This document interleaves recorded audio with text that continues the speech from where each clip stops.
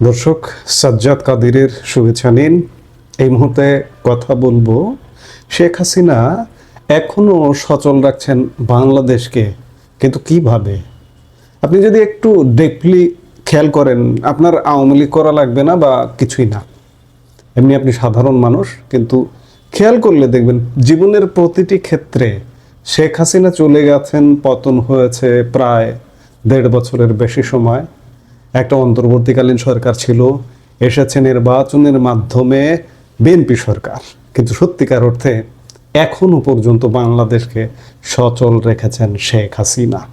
এখনো এই যে বাংলাদেশে যে ত্রাণ বন্টন করা হচ্ছে, বিলি করা হচ্ছে, এখনো দেখবেন শেখ হাসিনার আমলের ত্রাণ। এই যে ঈদ যাত্রা করছেন, ঈদ যাত্রা নির্বিঘ্ন ঈদ যাত্রা, যোগাযোগ ব্যবস্থায় একটা ভিন্ন রকম উচ্চতায়, যে আপনি তরতর বেগে চলে যাচ্ছেন, উত্তর কি দক্ষিণ কি পশ্চিম কি যে কোনো অঞ্চলে বাংলাদেশের চলে যাচ্ছেন, সবকিছু শেখ হাসিনার অবদান।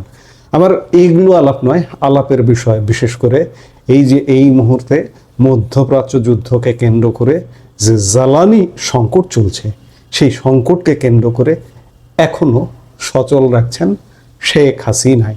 বর্তমানে জ্বালানি নিরাপত্তা নিয়ে এক বড় খবর সামনে এসেছে। আপনারা খবরগুলো জানেন, কিন্তু তারপরেও বারবার মনে করিয়ে দেওয়া। আপনারা হয়তো জানেন, বাংলাদেশের একমাত্র রাষ্ট্রীয় তেল শোধনাগার ইস্টার্ন রিফাইনারি পিএলসি বর্তমানে এক কঠিন সময়ের মধ্য দিয়ে যাচ্ছে, যেখানে মজুদ রাখা জ্বালানি দিয়ে আর মাত্র 20-22 দিন সচল রাখা সম্ভব হতো দেশের অর্থনীতির চাকা। ঠিক তখনই সাহায্যের হাত বাড়িয়ে দিয়েছে প্রতিবেশী দেশ ভারত। কিভাবে ভারত থেকে 10,000 টন ডিজেল বাংলাদেশে এসে পৌঁছালো? শেখ হাসিনা এবং নরেন্দ্র মোদীর সেই ঐতিহাসিক চুক্তির গুরুত্ব এখন কতটা? আর কেনই বা বাংলাদেশ চীন ও আমেরিকার পাশাপাশি ভারতের দ্বারস্থ হলো? চট্টগ্রামের পতেঙ্গায় অবস্থিত ইস্টার্ন রিফাইনারি পিএলসি হলো বাংলাদেশের একমাত্র রাষ্ট্রীয় তেল শোধনাগার, কিন্তু সাম্প্রতিক তথ্যানুযায়ী সেখানে যে পরিমাণ তেল মজুদ ছিল তা দিয়ে বড় জোর আর 3 সপ্তাহ বা 20 থেকে 22 দিন চলা সম্ভব ছিল।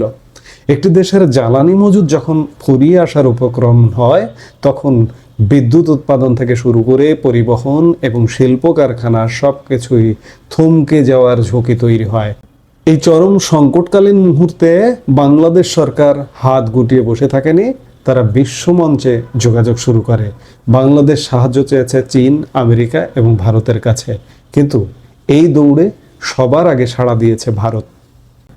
আনন্দবাজার পত্রিকার তথ্য মতে বাংলাদেশের আবেদনে সাড়া দিয়ে ভারত ইতিমধ্যে 10,000 টন ডিজেল পাঠিয়েছে। এটি কেবল একটি বাণিজ্যিক লেনদেন নয়, বরং দুই দেশের বন্ধুত্বের এক বড় নিদর্শন। যখন আন্তর্জাতিক বাজারে তেলের দাম ও সরবরাহ নিয়ে নানা জটিলতা তৈরি হয়, তখন দ্রুততম সময়ে এই পরিমাণ জ্বালানি নিশ্চিত করা সহজ কথা নয়। এই ডিজেল সরবরাহের ফলে বাংলাদেশের জ্বালানি সংকট আপাতত কিছুটা লাঘব হবে বলে আশা করা হচ্ছে। বিশেষ করে কৃষি, সেচ এবং বিদ্যুৎ কেন্দ্রে এই ডিজেলের ভূমিকা অত্যন্ত গুরুত্বপূর্ণ। আনন্দবাজারের প্রতিবেদনের একটি অত্যন্ত আকর্ষণীয় লাইন হলো, ডিজেল দিয়ে সাহায্য ভারতের, হাসিনাই সচল রাখছেন তারেকের বাংলাদেশকে। এই লাইনটি রাজনৈতিক ও অর্থনৈতিকভাবে অত্যন্ত তাৎপর্যপূর্ণ, যা নির্দেশ করে যে সরকারের কূটনৈতিক দূরদর্শিতা দেশের অবকাঠামোকে সচল রাখতে কতটা কার্যকর।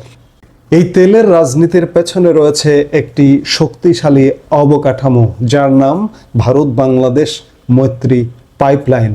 আনন্দবাজার উল্লেখ করেছে যে এই মৈত্রী পাইপলাইনের মাধ্যমে ভারত নিয়মিতভাবে বাংলাদেশে তেল পাঠায়।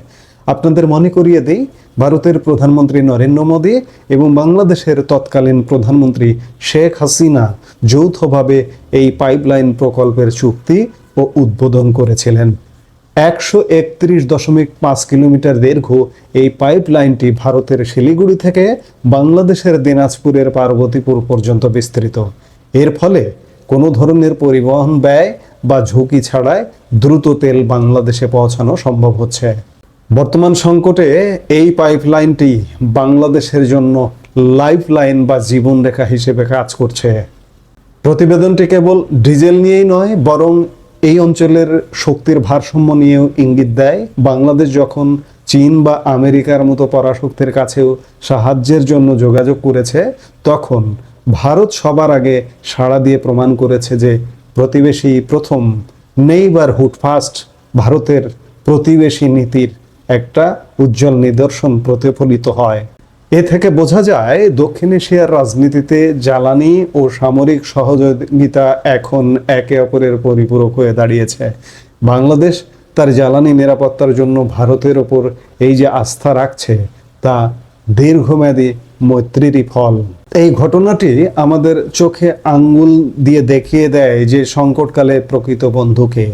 10,000 টন ডিজেল হয়তো একটি সংখ্যা মাত্র, কিন্তু এর পেছনে থাকা কূটনৈতিক সম্পর্ক ও মৈত্রী পাইপলাইনের শক্তি বাংলাদেশের অর্থনীতিকে এক বড় বিপর্যয়ের হাত থেকে রক্ষা করেছে।